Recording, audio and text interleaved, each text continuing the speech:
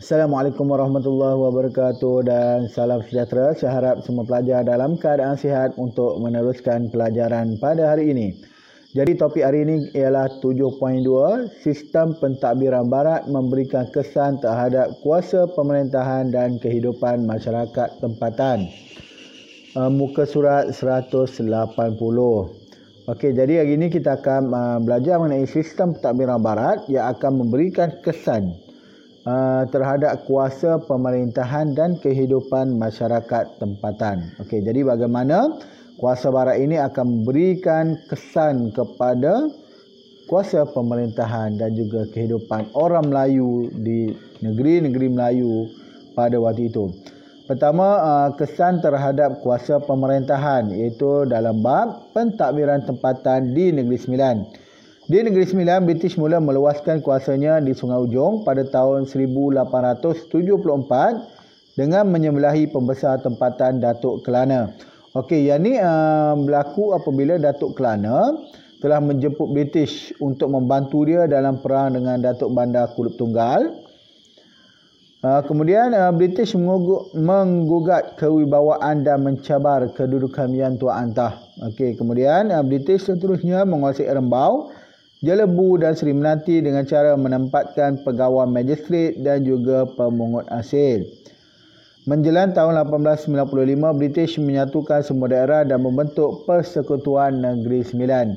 Okey, jadi di Negeri Sembilan ni, British telah mula berkuasa di Sungai Ujong ataupun kita panggil Seremban pada hari ini, iaitu pada tahun 1874, dan pada tahun 1895 British menyatukan daerah dan membentuk Persekutuan Negeri Sembilan.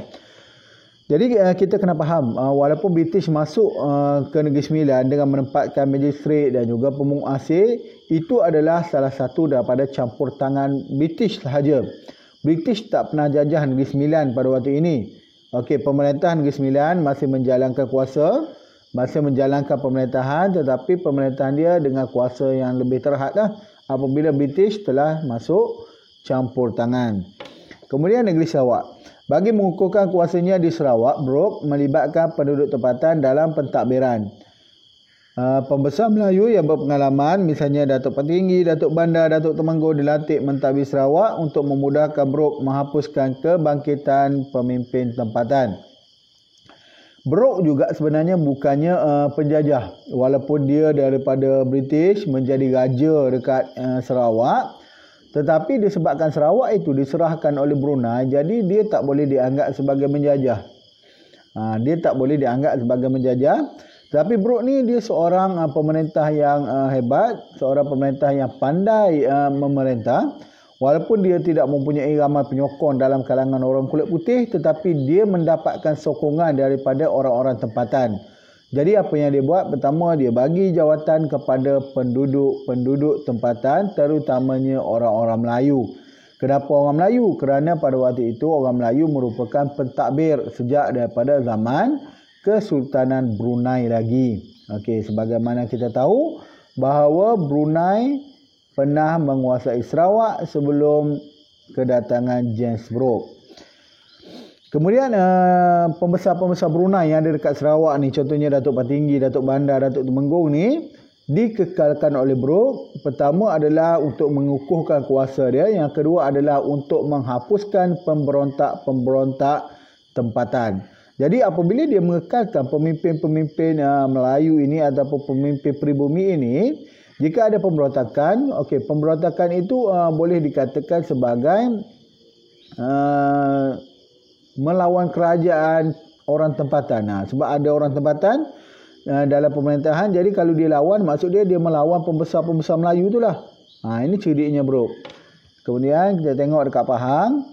Pembentukan daerah di bawah pentadbiran pemungut cukai dan magistrate menyebabkan hilangnya kuasa pentadbiran pembesar di daerah masing-masing.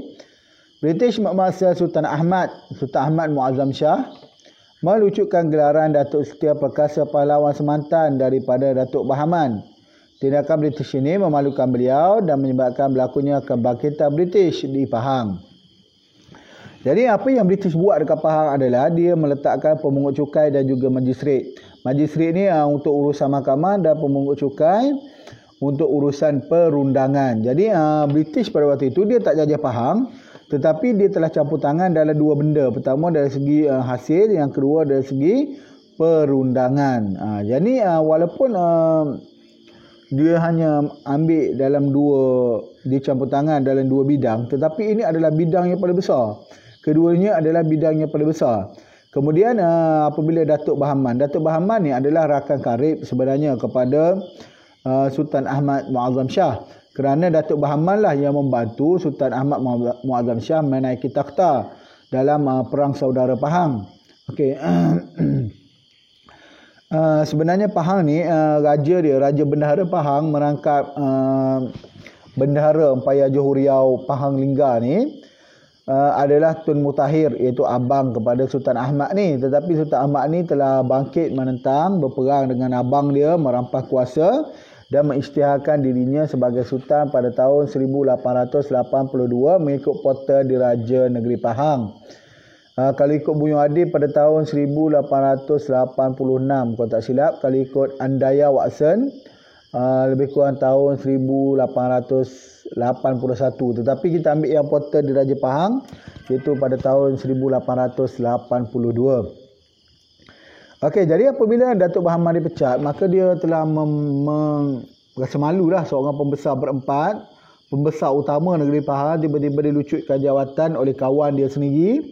Maka itu adalah perkara yang memalukan, jadi dia telah bangkit menentang British. Okey, di kawasan Semantan dan juga Temerloh. Okey, kemudian Perak, Residen Bush yang pertama di Perak itu J.W. Bush. Beliau menggunakan tekanan supaya Sultan Abdullah menandatangani surat pengisytiharan membolehkan Residen British mengutip hasil atas nama Sultan. Tindakan Bush menyebabkan Sultan Abdullah dan pembesarnya kehilangan kuasa. Okey, sebagaimana kita tahu, walaupun perjanjian Pangkur 1874 ditandatangani, tetapi perjanjian Pangkur ini hanyalah sebagai cara untuk British campur tangan di negeri Perak, bukannya untuk menjajah. Jadi sebab itulah Bush tetap memerlukan tanda tangan Sultan untuk menjalankan beberapa perkara dasar. Antaranya adalah mengutip hasil cukai. Jadi bila nak kutip cukai, dia nak serahkan kuasa kepada dia untuk mengutip cukai, dia mesti dapat perkenan daripada Sultan. Sebab dia hanyalah seorang residen, bukannya seorang pentadbir ataupun bukannya seorang pemerintah bagi negeri Perak. Okey, jadi perjanjian Pangkur 1874 ni telah menyebabkan kerugian kepada Sultan Perak pada waktu itu. Okey, kemudian di Sabah, Pentadbiran SBUB mengugut kedudukan Mak Saleh, pembesar di hulu Sungai Sugut. Kemudian dalam satu rundingan antara Mak Saleh dengan William Cowie, Mak Saleh dibenarkan mentadbir daerah Tambunan. Yang ini sebagaimana kita belajar pada minggu lepas. Kemudian SBUB memungkiri janji dengan mengambil semula Tambunan daripada penguasa Mak Saleh sekaligus mencabar kewibawaan Mak Saleh, maka berlakulah penentangan. Okey, kemudian Terengganu, pelantikan penasihat di Kuala Terengganu dan penolong penasihat British dibesut dan Kemaman mengugut kekuasaan Sultan dan pembesar. Hubungan luar negeri pula ditetapkan oleh British. Okey, jadi apabila Terengganu menerima penasihat British, jadi banyak benda lah Sultan kena dengar. Antaranya adalah hubungan luar. Okey, hubungan luar Terengganu ni ditentukan oleh British. Okey, tetapi itu tidak bermakna Terengganu dijajah, bukan. Itu hanyalah bersifat campur tangan. Kelantan, pembentukan jajahan dan pelantikan ketua jabatan sebagai pentadbir telah mengambil alih kuasa pembesar. Okey, jadi dekat Kelantan ni apa yang British buat adalah dia mewujudkan ketua jajahan ataupun kita panggil, kalau dekat Johor ni kita panggil sebagai ketua daerah lah ataupun DO. Zaman dulu dia panggil ketua, dekat Kelantan dia panggil ketua jajahan. Okey, kemudian pusat pentadbiran jajahan Pasir Putih telah dipindahkan dari Jeram ke Pasir Putih. Engku Besar Jeram hanya diberi jawatan yang rendah, itu Tok Kueh Muda. Okey, jadi dekat Pasir Putih ni, di jajahan Pasir Putih, asalnya pusat pentadbiran dia adalah di kawasan Jeram, tetapi dia pindahkan ke kawasan Pasir Putih. Jeram ni pun sebenarnya dengan Pasir Putih tak berapa jauh, tapi apabila pusat pentadbiran itu dipindahkan, dia seperti mengambil kuasa pembesar tempatan tersebut, dan pembesar tempatan tersebut hanya dilantik sebagai Tok Kueh Muda. Tok Kueh ni kalau tak silap saya lebih kurang penghulu lah, lebih kurang gitu, penghulu daerah gitulah, penghulu. Dia bukannya pembesar. Beliau kehilangan kuasa, wibawa dan keistimewaan. Engku Bersajaran Tuan Ahmad Datuk Janggut menjalankan kempen menentang pentadbiran baharu tersebut. Jadi mereka hilang kuasa. Okey, Engku Bersajaran Tuan Ahmad ni Engku Bersajaran Ahmad ni hilang kuasa. Jadi dia bersama Tok Janggut telah melancarkan pemberontakan terhadap Sultan Kelantan dan juga British, dan mereka telah berjaya membentuk kerajaan buat sementara waktu sebelum digulingkan balik oleh British. Kemudian kita teruskan perundangan tempatan di Nanning. British berusaha melaksanakan undang-undang barat di Nanning. Tindakan British mencabar bidang kuasa penghakiman yang dimiliki oleh Dor Said dan mengganggu sistem perundangan Nanning yang berasaskan adat pepatih. Okey, jadi dekat Nanning ni British nak perkenalkan undang-undang dia lah, undang-undang barat. Okey, sekaligus akan menyebabkan mencabar wibawa pembesar-pembesar tempatan dan juga mencabar adat pada waktu itu. Kemudian Perak, pembinaan bala polis dan pelantikan Kapten Speedy sebagai penolong residen di Larut mengurangkan kuasa Menteri Ngah Ibrahim mentadbir kerana beliau diminta menerima nasihat daripada Kapten Speedy. Okey, Ngah Ibrahim ni telah diberi kuasa oleh Sultan Jaafar untuk mentadbir Larut secara mutlak. Maksud dia Ngah Ibrahim ni nak buat apa-apa dekat Larut, Sultan tidak akan campur tangan. Okey, jadi apabila datangnya Kapten Speedy dan Ngah Ibrahim kena dapat nasihat daripada dia, maka secara tidak langsung telah menyebabkan kuasa Ngah Ibrahim itu semakin berkurang. Okey, dekat Pahang, konflik antara Datuk Bahman dengan British di Pahang menjadi lebih serius apabila British mendirikan balai polis di Lubuk Terua. Okey, dekat Temerloh, tindakan British menyebabkan kedudukannya sebagai penguasa undang-undang tergugat. Jadi British ni dia bina balai polis untuk mungkin sebagai cara untuk dia mengawal. Okey, mengawal, dia takut Datuk Bahman memberontak ke apa. Jadi dia pun buat balai polis. Okey, dekat Lubuk Terua. Okey, maka berlakulah perang lah antara Datuk Bahman dan juga British. Okey, kemudian kewangan tempatan Perak, pembatalan pajakan pungutan cukai dan larangan memungut cukai oleh Jerry Bush di Kuala Sungai Perak menyebabkan Sultan Abdullah, Menteri Ngah Ibrahim dan pembesar Perak terjejas pendapatannya. Dan kita kena tahu bahawa pembesar-pembesar Melayu, sultan-sultan, menteri-menteri pada waktu itu bergantung kepada pungutan cukai sebagai salah satu hasil baginda dan juga kerajaan lah. Okey, Pahang dengan pengenalan pegawai magistrat dan pemungut hasil, Datuk Bahman dan pembesar lain yang berkuasa di Semantan tidak dibenarkan memungut cukai.